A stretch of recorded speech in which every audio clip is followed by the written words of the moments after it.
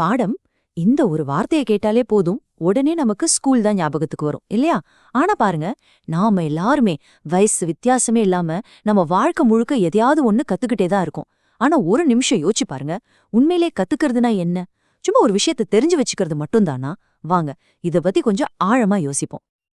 உண்மைய சொல்லுங்க, பாடம்னு சொன்னோன்னே மனசுக்குள்ள ஒரு சின்ன சலிப்பு தட்டுதான். எனக்கும் அப்படிதான் இருந்துச்சு. ஆனா இன்னைக்கு நாம பார்க்க போறது அந்த போர் அடிக்கிற ஸ்கூல் பாடம் பத்தி கிடையவே கிடையாது. இது நம்ம வாழ்க்கையோட பாடம்.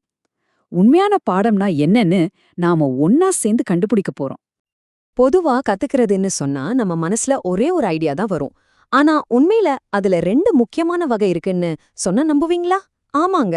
அது என்னன்னு பார்க்கலாமா? முதல்ல இருக்கிறது நம்ம எல்லாருக்கும் தெரிஞ்ச ஏட்டு படிப்பு. அதாவது புக்ஸ் படிக்கிறது, புதுசு புதுசா தகவல்களை சேகரிக்கிறது.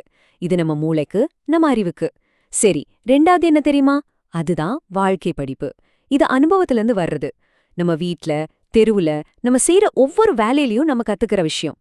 சிம்பிளா சொல்லணும்னா, அறிவை செயல்ல கொண்டு வர்றதுதான் இந்த வாழ்க்கை படிப்பு. சரி, இப்போ இந்த ஏட்டு படிப்புக்கும் வாழ்க்கை படிப்புக்கும் நடுவுல ஒரு பெரிய கேப், ஒரு இடைவெளி இருக்கு. அத பத்தி தான் நாம பார்க்க போறோம். ஏன் நமக்கு ஒரு விஷயம் தெரியுது, ஆனா நம்மளால அதை செய்ய முடியறதில்ல? இந்த வித்தியாசம் எங்கிருந்து வருது? வாங்க, ஒரு சிம்பிள் உதாரணம் எடுத்துக்கலாம். பொய் சொல்லக்கூடாது. இது நம்ம எல்லாருக்குமே சின்ன வயசுல இருந்தே சொல்லி கொடுத்த ஒரு விஷயம். நம்ம படிச்சிருக்கோம், கேட்டிருக்கோம். இதுதான் ஏட்டு படிப்புக்கு ஒரு பெர்ஃபெக்ட் எக்ஸாம்பிள். ஆனா நிஜ வாழ்க்கையில ஒரு கஷ்டமான சூழ்நிலையில பொய் சொல்லியே ஆகணும்னு ஒரு நிர்பந்தம் வருதுன்னு வச்சுக்கோங்களேன். அப்போ நீங்க என்ன செய்வீங்க? இங்கதான் அந்த உண்மையான வாழ்க்கை படிப்பு உள்ள வருது.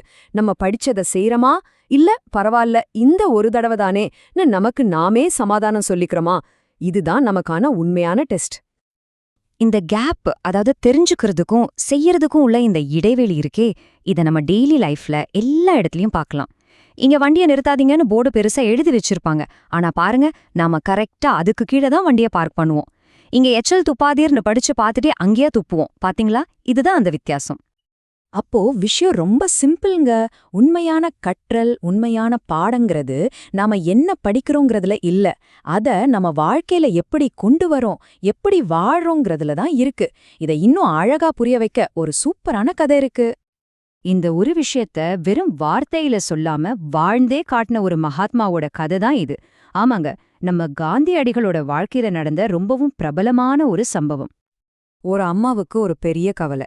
அவங்க பையன் அளவுக்கு அதிகமா சர்க்கரை, ஸ்வீட் சாப்பிட்றான். அவங்க எவ்வளவோ சொல்லியும் கேட்கவே மாட்டேங்கிறான். சரி, கடைசி நம்பிக்கையா அவனை காந்தி கிட்ட கூட்டிட்டு வராங்க. ஐயா, நீங்க சொன்னா கண்டிப்பா கேட்பான்னு ஒரு பெரிய நம்பிக்கையோட வராங்க. ஆனா காந்தி என்ன செஞ்சாரு தெரியுமா? உடனே அட்வைஸ் எல்லாம் பண்ணல. அந்த அம்மாவை பார்த்து 1 வாரம் கழிச்சு வாங்கன்னு சொல்லிட்டாரு. அந்த அம்மாவும் சரின்னு கஷ்டப்பட்டு மறுபடியும் 1 வாரம் கழிச்சு பையனை கூட்டிட்டு வராங்க. அப்போவும் காந்தி எதுவும் சொல்லல. சரி, நாளைக்கு வாங்கன்னு சொல்லி அனுப்பிடுறாரு. இப்போ யோசிச்சு பாருங்க, அந்த அம்மாவுக்கு எப்படி இருந்திருக்கும்? ஒரே குழப்பம். ஒருவேளை சின்னதா ஒரு கோபம் கூட வந்திருக்கலாம் இல்லையா? 3வது தடவையா அவங்க வந்தப்போ காந்தி அந்த சின்ன பையனை பக்கத்துல கூப்பிட்டு ரொம்ப அன்பா மடியில உட்கார வச்சு சொல்றாரு, தம்பி, இவ்ளோ ஸ்வீட் சாப்பிடக்கூடாது, அது உடம்புக்கு நல்லதில்ல. இனிமே சாப்பிட மாட்டேன்னு எனக்கு ஒரு சத்தியம் பண்ணுன்னு ரொம்ப பாசமா கேக்குறாரு. அந்த பையனும் உடனே தலைய ஆட்டி சரிங்கன்னு சத்தியம் பண்ணி கொடுத்துட்டான். அந்த அம்மாவுக்கு ஒரு பக்கம் அப்படி ஒரு சந்தோஷம். ஆனா இன்னொரு பக்கம் மனசுக்குள்ள ஒரு பெரிய கேள்வி.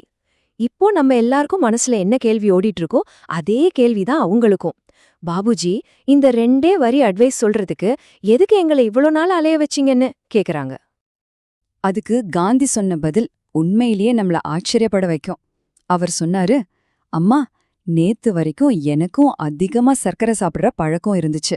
ஒருத்தருக்கு ஒரு விஷயத்த சொல்லிக் கொடுக்கறதுக்கு முன்னாடி முதல்ல நான் அதை கடைபிடிக்கணும் இல்லையா? அதனால இந்த 1 வாரமா நான் அந்த பழக்கத்தை முழுசா நிறுத்துறதுக்கு தான் முயற்சி செஞ்சேன்.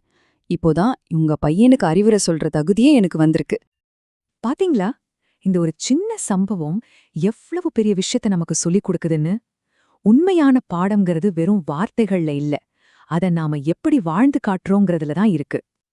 அப்போ இனிமே பாடம்ங்கிற வார்த்தைக்கு நாம ஒரு புது அர்த்தம் கொடுப்போமா? பாடம்னா நாம படிக்கிற ஒரு விஷயம் இல்ல, அது நாம வாழ்ற ஒரு விதம். நம்ம செயல்கள் மூலமா நாம மத்தவங்களுக்கு காட்டுற ஒரு உதாரணம் தான் உண்மையான பாடம். அப்படின்னா ஒரு நிமிஷம் யோசிச்சு பாருங்க. ஒவ்வொரு நாளும் நாம வெறும் பாடங்களை கத்துக்கிற ஸ்டூடெண்ட்ஸ் மட்டும் இல்ல, நம்ம ஒவ்வொருத்தருமே மத்தவங்களுக்கு ஒரு பாடமா வாழ்ந்துட்டு இருக்கோம். அதனால இந்த விளக்கத்தை ஒரு கேள்வியோடு நான் முடிக்க ஆசைப்படுறேன். இன்னைக்கு நீங்க என்ன கத்துக்க போறீங்க அப்படிங்கறத விட ஒரு முக்கியமான கேள்வி இருக்கு. அது என்னன்னா, இன்னைக்கு நீங்க எந்த பாடத்தை வாழப் போறீங்க? கொஞ்சம் யோசிச்சு பாருங்க. நன்றி.